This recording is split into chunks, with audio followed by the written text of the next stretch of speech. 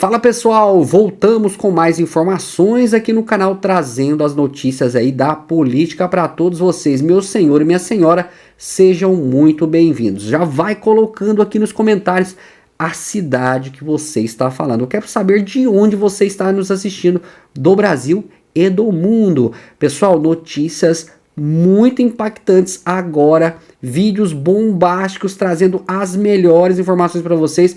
Barbudinho como sempre, né, pessoal? Derrapando. Vocês sabem que isso não é novidade. Vou trazer um vídeo revelador em primeira mão para todos vocês. Mas já vai deixando o like no vídeo, se inscrevendo no canal. Se você não é inscrito, clica aqui no botão inscrever-se. Clicou, já está inscrito no canal. Ativa o sino das notificações. Deixa o like no vídeo e compartilhe esse vídeo ao máximo de pessoas nos grupos de WhatsApp e em suas redes sociais. Sem mais enrolações, pessoal, bora pro vídeo, fiquem até o final, vale muito a pena. O presidente interino da OAB, o Rafael Horn, deu essa entrevista absolutamente inacreditável para a Gazeta do Povo, em que sim, ele teve a coragem de dizer que é interessante para o advogado ter a prerrogativa violada, porque isso pode gerar nulidade no processo e absolver o seu cliente. Você já vai entender por que isso é tão absurdo, mas antes, mais uma vez, sempre, curte o vídeo, se você ainda não curtiu, para a nossa indignação coletiva chegar mais longe. Essa frase, por si só, não é nenhuma novidade para nós que sabemos como advogados de defesa e ministros do Supremo usam essas alegações de abusos, de excessos, para anular os casos da Lava Jato, mesmo quando não existe abuso nenhum, e mesmo quando existe uma abundância, não de nulidades, uma abundância de provas que demonstram que houve sim corrupção, propina, lavagem de dinheiro. Mesmo quando os réus confessam, eles vão lá e eles anulam tudo. Mas apesar disso não ser novidade, é assustador ver o presidente interino da OAB dizer isso que ele disse com tanta normalidade, porque mostra como é que funciona nos bastidores essa verdadeira indústria das nulidades no Brasil. O problema é quando as nulidades só servem para um lado. Nesse caso, para favorecer, para brindar, para limpar a barra dos corruptos poderosos, em casos que não tinham nenhuma ilegalidade. Enquanto que, do outro lado, quando você tem os casos com ilegalidades comprovadas praticadas pelo Supremo, como essas prisões preventivas sem denúncia do ministro Alexandre de Moraes, ou ainda todos os casos que estão terminando lá, para os quais o Supremo simplesmente não tem competência, aí os ministros do STF fecham os olhos e fazem de conta que não vem nulidade nenhuma.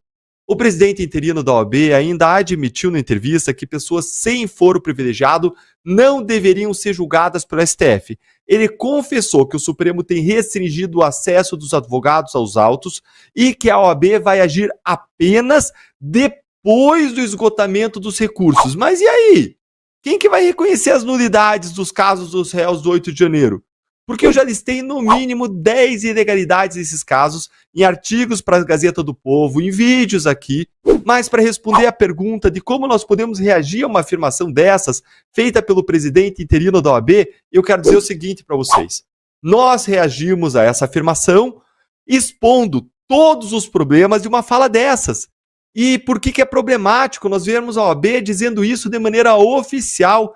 A fala é problemática, a fala é errada, equivocada do ponto de vista jurídico, do ponto de vista ético e do ponto de vista institucional. Vamos ver esses 3 pontos. Em primeiro lugar, pela ótica jurídica, desrespeitar prerrogativas de advogados não é brincadeira, não é bagunça, não é oba-oba. Eu fiz um vídeo na frente do STF falando que aquela casa virou a casa da mãe Joana, porque ninguém obedece regra, cada um faz o que quer. O ministro Alexandre de Moraes se representou para derrubar meu vídeo, foi derrubado. Mas essa é a grande verdade. Lá, STF, hoje é uma casa mãe Joana, ninguém obedece às regras. Desobedecer às prerrogativas não é bagunça, não é brincadeira. As prerrogativas dos advogados são direitos assegurados na Lei 8.906 de 94, com o Estatuto da Advocacia e da OAB. E existem essas prerrogativas para garantir o pleno exercício da advocacia. Elas não existem para serem violadas, mas para assegurar o direito de defesa, que é essencial ao devido processo legal. Se não se respeita, a gente não tem império da lei, a gente não tem uma lei sobre as pessoas, a gente tem um império de pessoas que se colocam acima da lei, supremas. A violação dessas prerrogativas é ilegal E o que nós estamos falando aqui, no final das contas, é de algo que prejudica a defesa de pessoas que estão sendo atendidas pelos advogados. Nós estamos falando de vidas, de pessoas reais que são prejudicadas pela violação das prerrogativas dos advogados, e não de um personagem fictício aí de uma novela, de um livro. Não é nada abstrato, não é nada fictício. A gente está falando de vidas humanas tendo seus direitos mais básicos violados, com implicações graves sobre as liberdades, sobre o patrimônio, sobre a liberdade, sobre a voz dessas pessoas que acabam sofrendo censura quando o advogado não consegue exercer devidamente as prerrogativas profissionais que existem, mais uma vez, para proteger os direitos dessas pessoas. Em segundo lugar, porque não para aí, a gente tem um problema no campo moral, que é a distorção das prerrogativas. Elas passaram pela fala do presidente da OAB interino de ser um direito de defesa para se transformar numa estratégia pura e simples de criação de nulidades processuais, ou seja, o advogado ativamente aí sofre uma violação, fica provocando uma violação, como o Zanin provocava na 13ª Vara Federal, guiada pelo então juiz federal Sérgio Moro. O Zanin ficava provocando, ficava interrompendo, ficava toda hora provocando para ver se o juiz ia violar alguma prerrogativa sua, para então ele poder buscar alguma nulidade. Ou ainda, o advogado deixa o cliente sofrer uma violação aos seus direitos em nome de uma possível decretação de nulidade futura, que pode ou não acontecer. Ainda no campo moral,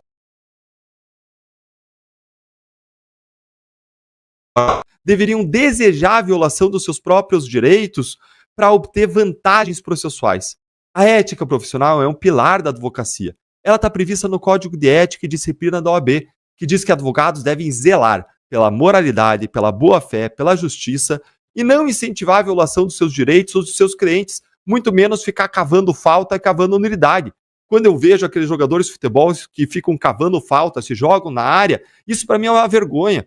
Se é uma vergonha fora da advocacia, dentro das 4 linhas do campo, também é uma vergonha no campo da advocacia, no campo da justiça, é igualmente uma vergonha você ficar cavando falta, especialmente propositalmente, quando não existe, com o objetivo simplesmente aí de anular os processos dos clientes. Existe uma inversão da ética, uma inversão da lógica da moral.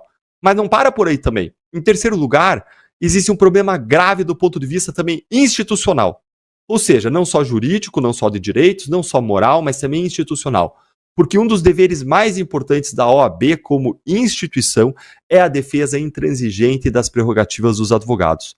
As prerrogativas são direitos e garantias indispensáveis ao exercício da advocacia e ao funcionamento da justiça. Elas garantem que os advogados possam desempenhar suas funções sem sofrerem abusos, intimidações ou restrições indevidas, assegurando o direito de defesa dos cidadãos. Essa declaração do presidente interino é praticamente a OAB abdicando dessa função, porque minimiza a importância da defesa das prerrogativas. Isso deslegitima a luta da OAB, isso diminui a importância das suas ações. Isso transforma algo negativo, que é uma violação da prerrogativa, em algo a ser comemorado, positivo, benéfico, ou até desejado. Eba, violaram uma prerrogativa da OAB. Não pode, está errado. A fala mostra uma aceitação passiva de violações, o que contraria o papel central da OAB e enfraquece a confiança tanto da sociedade quanto da própria classe dos advogados na capacidade da OAB de defender a Constituição e de defender a advocacia. Mas, Eltan, qual deveria ser, então, o papel da OAB? O que a OAB poderia fazer e que ela não está fazendo? Gente, muita coisa. Eu vou listar aqui apenas algumas delas. A OAB poderia promover representações contra autoridades que violem as prerrogativas. Eu mesmo fiz várias representações contra o ministro Alexandre de Moraes. A OAB poderia buscar responsabilização administrativa, civil e penal dos infratores. Poderia garantir a abertura de processos administrativos disciplinares contra aqueles que cometem abusos, ou, no caso de um ministro do Supremo, poderia apresentar ou então apoiar pedidos de impeachment no Senado. Poderia agir para que abusadores sejam responsabilizados pelos seus abusos e não fechar os olhos, colocar a cabeça como um avestruz embaixo da terra e não ver o que está acontecendo porque fecha os seus olhos e enfia a cabeça embaixo da terra. Mas eu tenho uma ideia de por que a OAB não faz nada disso. De por que ela enfia a sua cabeça de avestruz embaixo da terra. Isso tem a ver com não se indispor com os Supremos. Advogados, afinal de contas, querem estar bem com quem vai ter a última palavra nos seus próprios processos, os seus escritórios de advocacia. Mas o problema é que, se for assim, sempre que os donos do poder do STF se colocarem acima da lei, a OAB vai silenciar, justamente quando ela é a mais necessária. Se um presidente da OAB entra lá com esse espírito de silenciar para não se indispor com os ministros do Supremo, ele deveria abdicar, deveria renunciar para que alguém que tenha a necessária coragem entre em seu lugar e faça o trabalho que precisa ser feito como presidente da Ordem dos Advogados do Brasil. E eu deixo a pergunta para você que está aqui conosco. O que você acha? Qual é a sua opinião sobre por que a OAB está se comportando assim, por que ela está se omitindo e o que você acha que ela deveria fazer? Me conta aí nos comentários. Deixa eu trazer um outro destaque de hoje. Enquanto isso, vai curtindo aí. Se você ainda não curtiu, tá chegando agora aqui no vídeo, ainda não curtiu, curta, hein? Deixe seu like, que isso é importante, para que a gente vá alcançando cada vez mais gente. Vamos falar do caso Felipe Martins, mais uma informação relacionada ao ex-assessor internacional de assuntos internacionais da Presidência da República, que continua preso.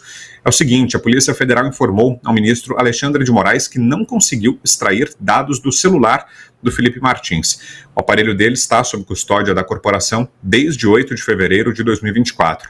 Além disso, outras provas já apresentadas pela defesa de Martins demonstram que ele não esteve nos Estados Unidos nas datas mencionadas por Moraes, e é esse o que embasou a prisão dele, né? A possível viagem de Felipe Martins aos Estados Unidos, que nunca aconteceu. A defesa já demonstrou, por exemplo, com recibos de viagem de Uber, que ele estava em território brasileiro nos dias que foram apontados na investigação, mas mesmo assim ainda não foi suficiente para se conseguir a soltura dele. Mas agora, esse relatório da Polícia Federal, que não acessou o celular, é mais um indício de que a sua prisão pode ter sido baseada em informações imprecisas.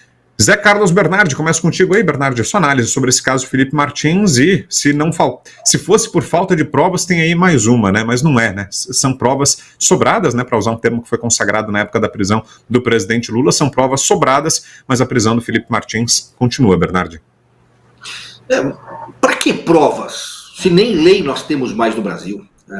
O STF até já tornou inconstitucional a própria Constituição, porque, afinal de contas, a Constituição não é mais respeitada. Então, provas...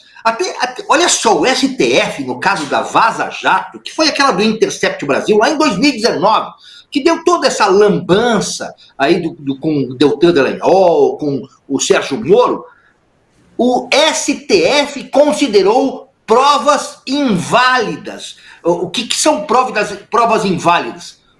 Que não foram autorizadas pela Justiça, de pegar conversas travadas no Telegram entre o grupo do Ministério Público Federal de Curitiba com o Sérgio Moro. Até isso, ou seja, as provas não têm validade nenhuma, porque não eram autorizadas, eram ilegais, prova ilegal. Então nós não temos lei mais no Brasil.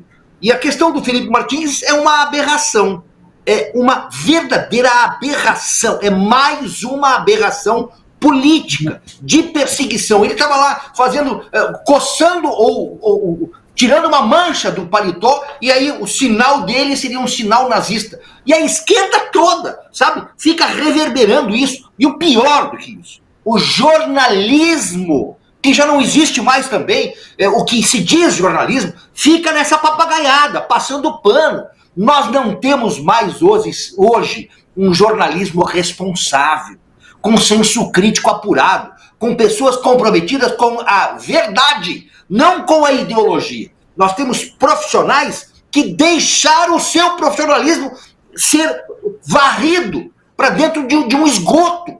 Esqueceram de que é preciso se reportar verdades, não aquilo que se acha. Bom, num país em que as universidades, o que menos fazem hoje, as universidades brasileiras, é difundir conhecimento. O que as universidades fazem hoje é incutir ideologia. Não se fala mais de ciência, de difusão de conhecimento, não. Tudo que se faz é destruir a ciência e destruir o futuro de um país com uma ideologia retrógrada. O caso do Felipe Martins é uma vítima. Eu só quero chamar a atenção aqui, muita gente comentando sobre o Partido Conservador. Entra no site conservador.org. Conheça mais sobre o partido, lá tem a ficha digital para você, inclusive, assinar o seu apoiamento.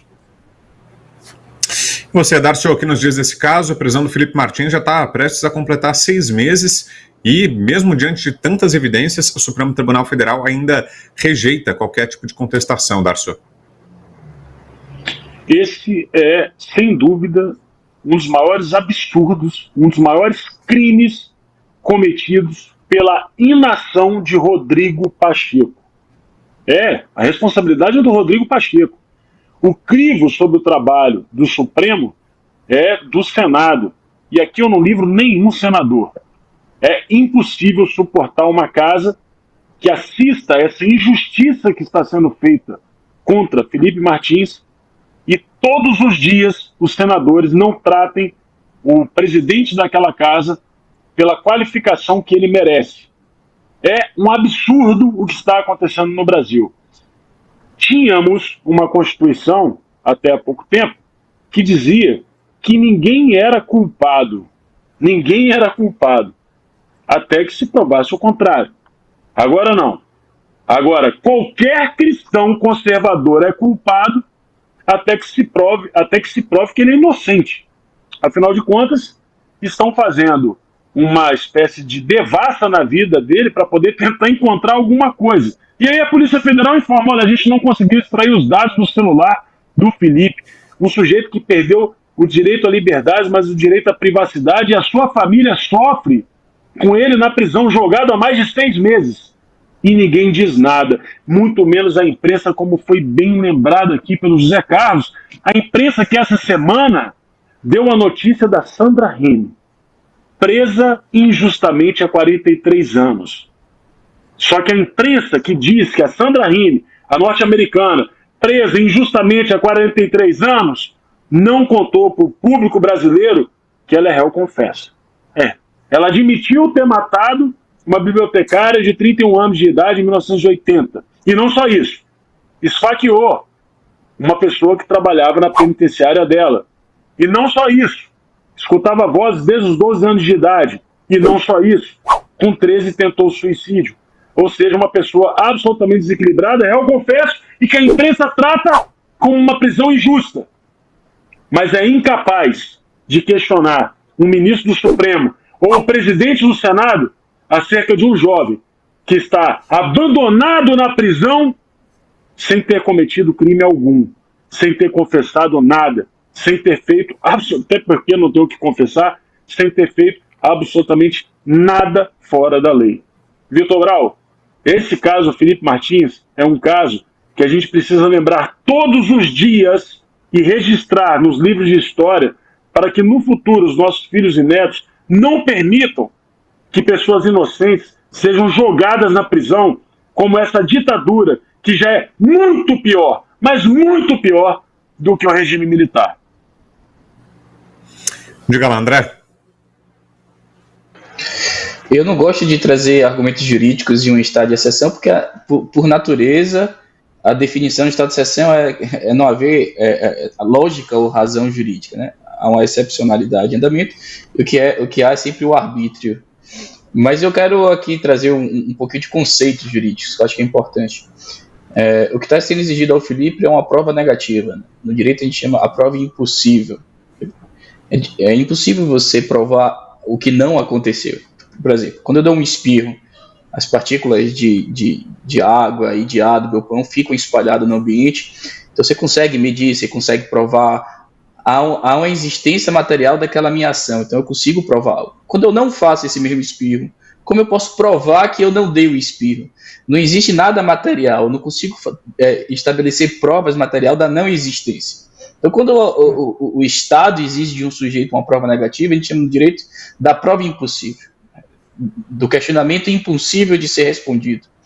E o que está sendo exigido do Felipe é isso: prove que você não foi para os Estados Unidos, porque não consta nos processos burocráticos a sua ida para lá. Então, o Estado admite que não consta, e por não constar, ele diz que que o Felipe é um risco, porque não consta a saída dele, justamente por não constar a saída, ele é um risco para o processo, porque ele pode fugir. Então, o Estado admite que ele não consta, pede que ele prove que ele não foi, sendo que os registros oficiais mostram que ele não foi, e parece que as pessoas aceitam isso com naturalidade. Então, É um absurdo tão kafkiano, é algo tão irreal.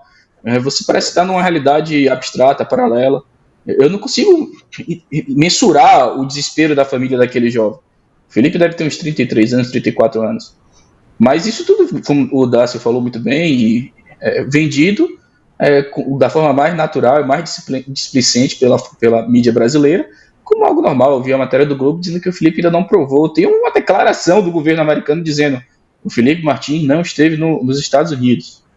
E ainda que tivesse tido, não é crime viajar para um país e voltar. E não há risco de fuga se você vai e volta. Há tantos absurdos e não conceitos nessa prisão que só tem uma justificativa para ele estar preso. Porque o Estado quer. E ele vai continuar preso porque o Estado quer e a elite falante do país quer que ele esteja preso. E, infelizmente, temos um jovem inocente que, ao arrepio da lei e das regras constitucionais, continua preso. E não é só ele, tantos outros. Temos um ex-deputado, Daniel Silveira, e temos aí pessoas que riscaram uma estátua de batom e foram consideradas um risco ao Estado de Direito, senhorinha que rezou, que se abrigou em um prédio público, considerada risco à democracia. Infelizmente, hoje é o estado de arbítrio total, e é uma pena, porque eu durmo e acordo e penso nessas pessoas e me entristece muito. Eu não sei como é que alguém em sã consciência consegue botar a cabeça no travesseiro depois de fazer tanto mal a pessoas inocentes. O André, e tem mais um detalhe, tá? Porque além de termos algumas coisas inéditas na justiça brasileira, como o flagrante perpétuo, nós agora temos a presunção de culpa. Não existe mais presunção de inocência, agora é presunção de culpa. Então, presume-se que você é culpado. Simples assim. No caso do Felipe Martins, está escrachada a presunção de culpa. E olha, enquanto isso, veja só essa notícia. 9 partidos políticos assinaram um manifesto em apoio à democracia nas eleições municipais de 2024. Essas legendas se comprometem a apoiar candidaturas que respeitem princípios democráticos. O documento, originado pelo movimento Direitos Já, Fórum pela Democracia, destaca a união dos partidos para derrotar candidatos que ameaçam a democracia. Assinam esse documento PT, PDT, PSB, PSDB, Cidadania, PCdoB, PV, PSOL e Rede. Tá aí, né, Darcio? Se esses partidos estão tão preocupados com a democracia, com o avanço de políticas que possam ferir a democracia brasileira, podiam já começar se debruçando sobre o caso Felipe Martins, né? E você tocou no ponto central, né, quando falava anteriormente. Está nas mãos do Senado isso, né? Porque se do Supremo Tribunal Federal só vem apoio a essas arbitrariedades, aliás, elas nascem no Supremo Tribunal Federal, a instância revisora seria o Senado, né? O Senado brasileiro é que teria poderes para revisar as decisões do Supremo Tribunal Federal. Mas isso não acontece por iniciativa do presidente do Senado, Rodrigo Pacheco, né? Não dá para generalizar também, porque tem senadores que estão se mobilizando sobre o caso Felipe Martins, vão até fazer uma visita a ele na carceragem, mas dada a letargia do presidente do Senado, Rodrigo Pacheco, isso não avança, né, Darcio? Pois é, e aí eu fico numa situação, o Vitor Brau, que é uma dúvida insanável para mim. A gente falava agora há pouco de Ciro Gomes indo numa convenção do PL. Até aí tudo bem, quer nos apoiar, eu acho que se qualquer pessoa tem o direito de reconhecer que o projeto conservador é o melhor caminho para o Brasil e vir nos apoiar, é por aí.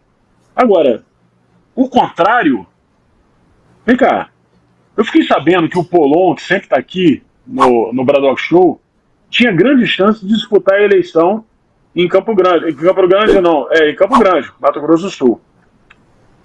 E o Polon era um pré-candidato que foi preterido por conta de um candidato do PSDB, que agora se junta com o PT e assina uma cartinha criticando uma eventual extrema-direita.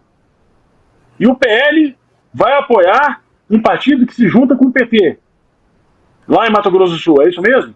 Eu estou fazendo essa pergunta para poder tentar entender o que está acontecendo. Fala pessoal, voltamos aí com as informações e o desespero é grande, hein? Lula desesperado, queda de popularidade, e eu vou mostrar para vocês agora em primeira mão. Vamos lá, matéria.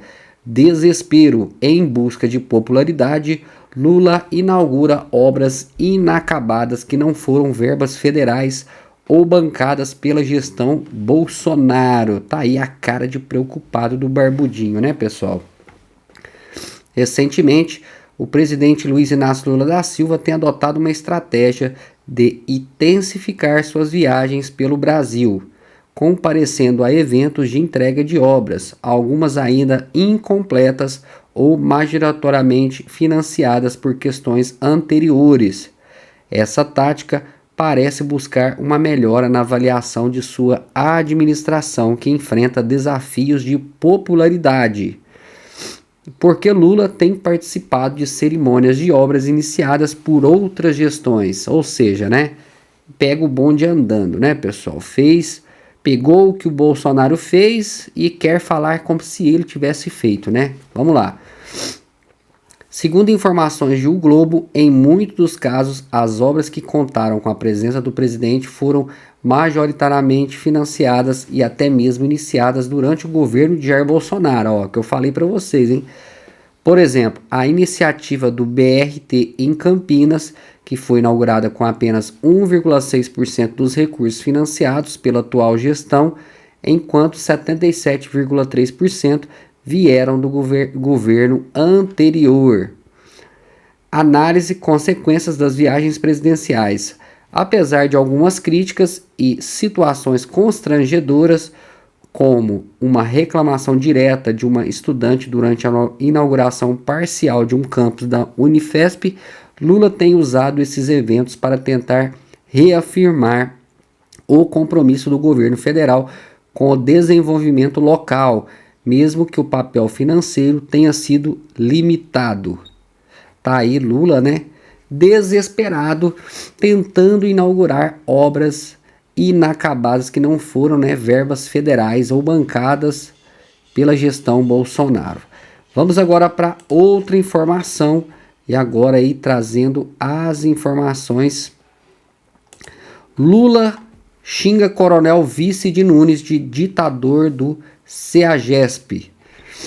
As eleições para a Prefeitura de São Paulo estão ganhando contornos cada vez mais definidos, com o lançamento de pré-candidaturas impactantes.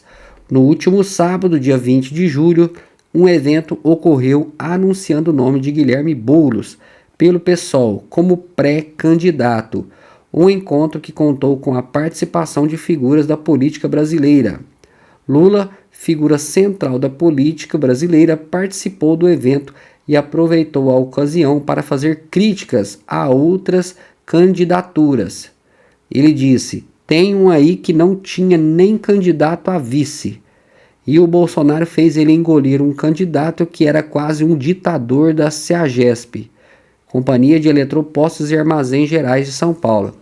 Proibia sindicatos de funcionários, completou. Como foi a convenção que lançou Boulos como candidato?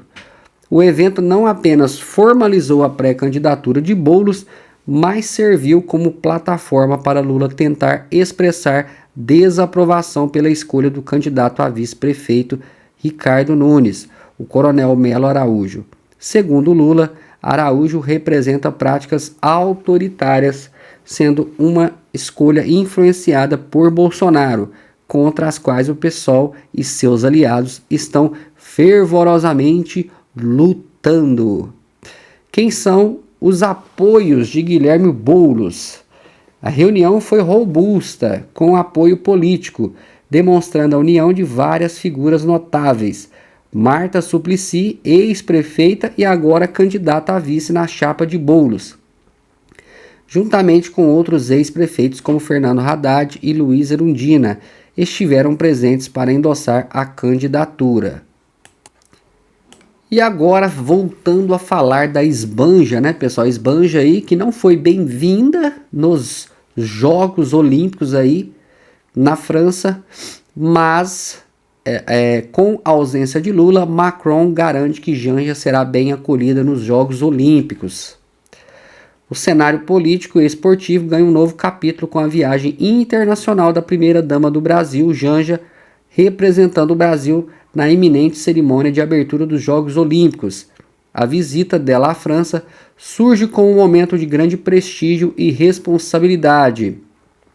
A ausência do presidente Lula, devido a compromissos pré-agendados, torna a presença dela ainda mais significativa.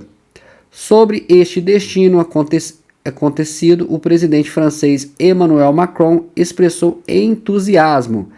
Nesta segunda, ele garantiu que Janja será bem acolhida, destacando lembranças agradáveis de sua própria visita ao Brasil. Essa troca de cortesias e hospitalidades entre nações enfatiza o papel diplomático que grandes eventos como as Olimpíadas frequentemente desempenham. Tá aí a esbanja, né? E o Macron. Vamos para outra informação. E agora, falando aí do serviço secreto dos Estados Unidos, né, pessoal? Joe Biden, aquele atentado contra Trump. E agora, diretora do serviço secreto dos Estados Unidos acaba de renunciar ao cargo. Em um movimento que abalou os corredores do poder em Washington, Kimberly Schitt, a diretora do Serviço Secreto dos Estados Unidos, renunciou ao seu cargo nesta terça-feira. A decisão veio após intensa pressão e críticas devido a um grande e grave incidente de segurança envolvendo o ex-presidente Donald Trump. O incidente, ocorrido em 13 de julho, durante um comício, expôs sérias falhas no protocolo de segurança ao redor do candidato republicano à presidência. Após o atentado, e agora ex-diretora, havia inicialmente declarado que não pretendia deixar o posto. Contudo, diante das crescentes demandas por sua renúncia, que ecoaram através das vozes de membros, tanto do Partido Democrata quanto do Republicano, Schitt optou por deixar o cargo. Na segurança de Trump e o atentado, o que falhou? Vamos entender, hein? Thomas Matthew Crooks, identificado como o atirador, conseguiu se aproximar de Trump, provocando não apenas um susto nacional, mas também levantando questionamentos sobre a eficácia das medidas de segurança empregadas. Informações divulgadas pelo FBI revelam que Crooks havia realizado um reconhecimento do local utilizando um drone na manhã do ataque, evidenciando uma notória falha de inteligência e preparação por parte do serviço secreto. Tá aí, né, pessoal?